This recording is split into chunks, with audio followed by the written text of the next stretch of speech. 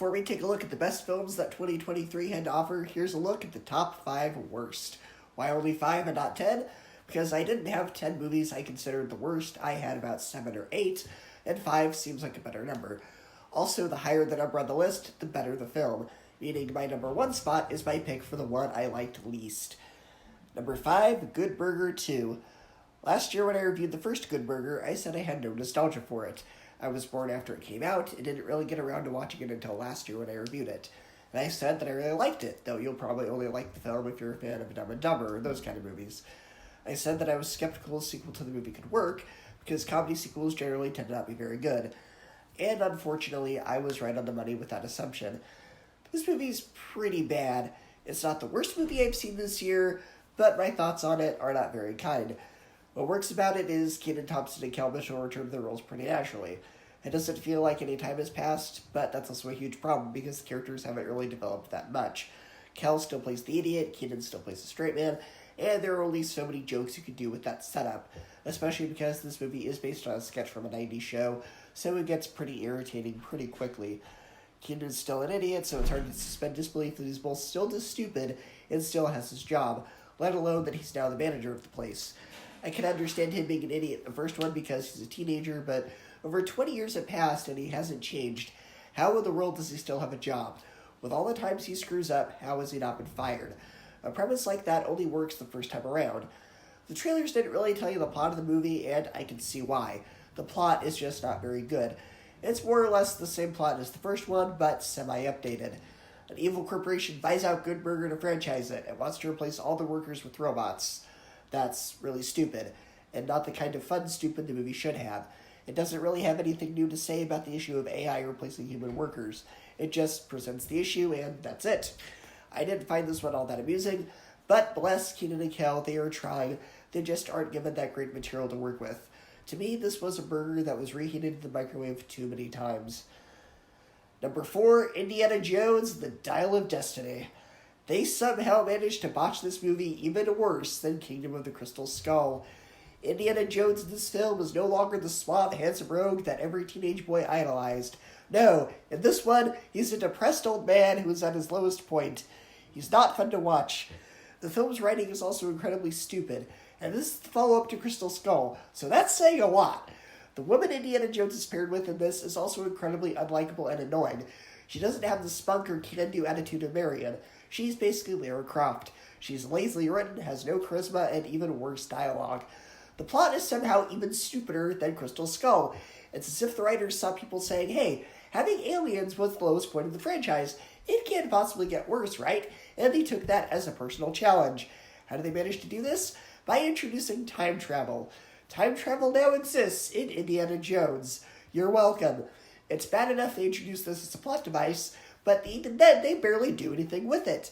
Though to some degree, I'm grateful they didn't make going through time the entire plot, but time travel shouldn't even be in Indiana Jones at all. The villain's motivations are pretty milquetoast. As bad as Crystal Skull was, I do at least remember Cate Blanchett and her motivations. As bad as Crystal Skull was, she at least gave a fun performance. And that pretty much sums this movie up.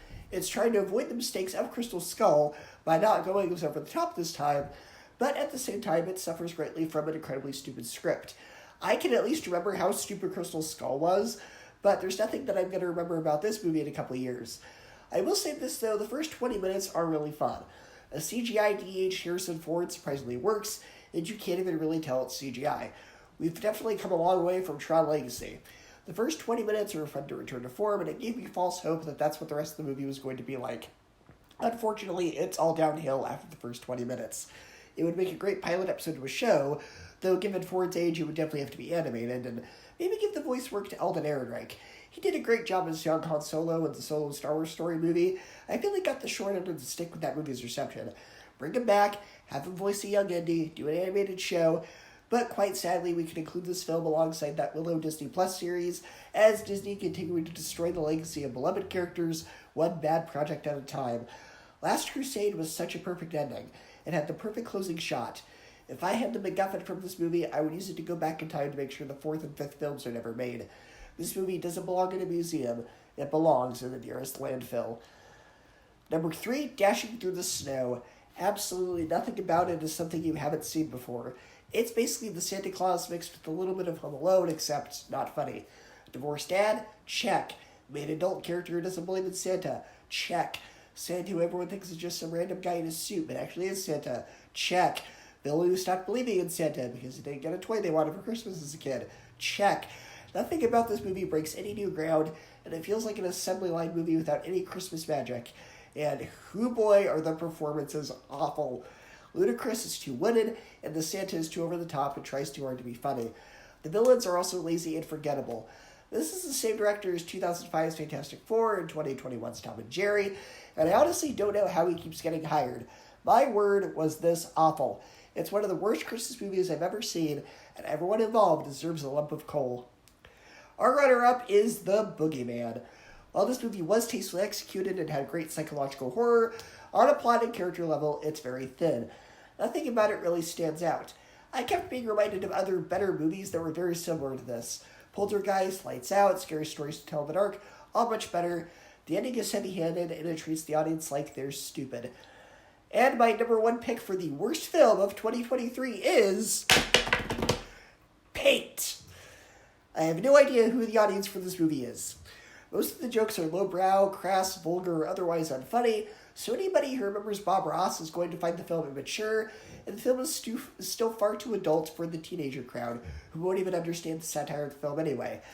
This whole movie is just awkward to watch, and my deepest condolences, not only to the family of the late Bob Ross, who have to watch his legacy utterly distastefully destroyed, but also to Owen Wilson for having to star in this piece of garbage. The whole script is just awkward.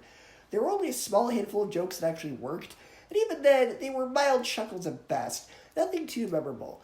The film also has basically no plot or character development whatsoever.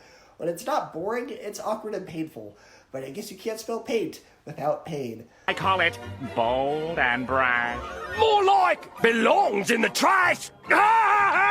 Sorry, I must have missed that one. So there you go. There's my picks for the worst films of 2023. Let me know yours.